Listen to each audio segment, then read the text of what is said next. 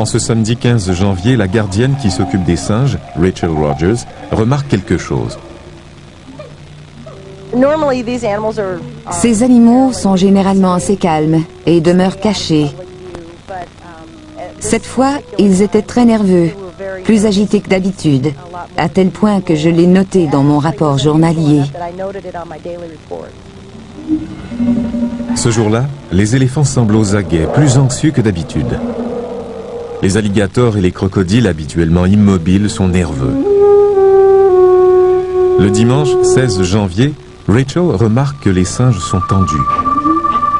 Sans qu'elle sache pourquoi, ils se mettent à crier.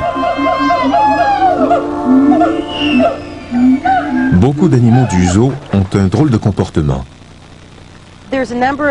Il existe différentes espèces de guenans et de mangabis, mais ceux qui ont le plus réagi étaient les mangabis dorés, des primates grands et forts.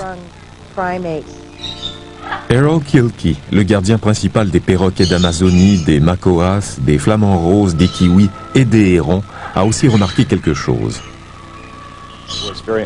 Je trouvais très étrange de voir des oiseaux différents groupés sur le même perchoir. Ils avaient quitté leur propre perchoir, qui sont en fait les seuls endroits où ils se sentent en sécurité. J'ai remarqué que les animaux d'une cage en particulier étaient plus nerveux que d'habitude. Je l'ai également noté. Un de mes collègues, Mac Collar, a fait allusion à un tremblement de terre. J'ai ri et pensé que c'était très amusant.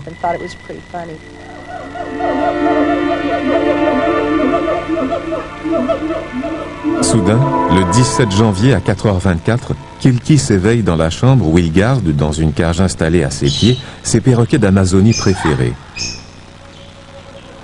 Il s'est mis à jacasser et à tourner dans sa cage, ce qu'il ne fait jamais la nuit. Au contraire, le soir, il est calme et il dort.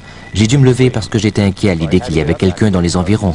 J'ai jeté un coup d'œil et je n'ai rien trouvé d'anormal. J'ai essayé de le calmer et je suis allé me coucher.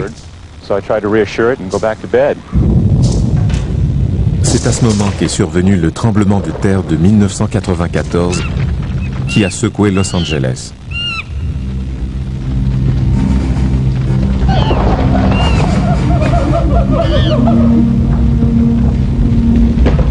Le tremblement de terre le plus dévastateur de l'histoire des États-Unis cause la mort de 57 personnes et coûte plus de 12 milliards de dollars de dommages. Un tremblement de terre qui surprend tous les scientifiques et toutes les autorités. Pendant 2 semaines, les sismologues cherchent quelle faute a été commise et à quel moment surviendra le prochain séisme.